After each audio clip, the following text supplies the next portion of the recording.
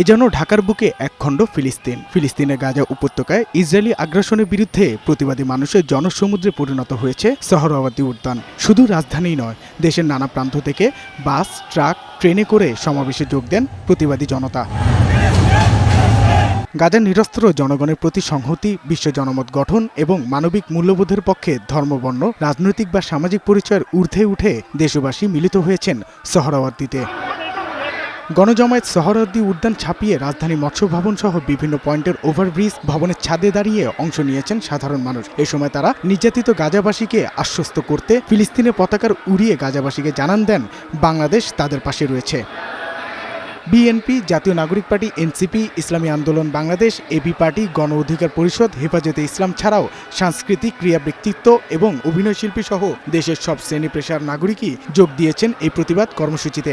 একই সাথে তারা দেশব্যাপী আওয়াজ দিচ্ছে যে প্রাইভেট বিশ্ববিদ্যালয় যেমন 18 তারিখে দাঁড়িয়েছিল, যার জন্য ফ্যাসিবাদী হাসিনার পতন হয়েছে, তাদের ভিতরে ঐক্যতা যায় নাই।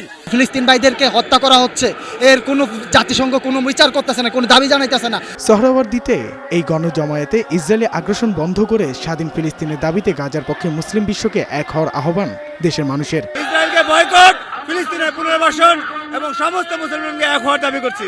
ফিলিস্তিনকে যদি আমরা সমর্থন করতে চাই, আমাদের মুসলিম হওয়ার প্রয়োজন নাই, আমাদের মানুষ হইতে হবে। যে ভূমিপুত্ররা জাতিসংঘের ফিলিস্তিনের জনগোষ্ঠী আছে, তাদের জন্য একটি স্বতন্ত্র রাষ্ট্র নিশ্চিত করতে হবে। আমাদের মানুষত্বের জন্য লজ্জাকর একটা বিষয়, এই লজ্জা যেন আমাদের মানুষের কলঙ্কের দাগ হয়ে না যায়, সেজন্য এই যুদ্ধ শেষ করতে হবে।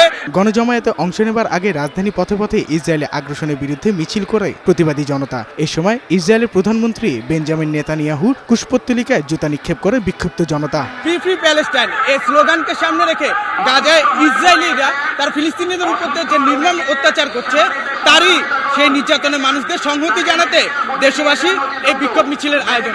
এই বিক্ষোভ মিছিল থেকে একটাই দাবি, ফিলিস্তিনিদেরকে স্বাধীন রাষ্ট্র ঘোষণা করা হোক। সাজ্জাদুর রহমান, বৈশাখী সংবাদ, ঢাকা।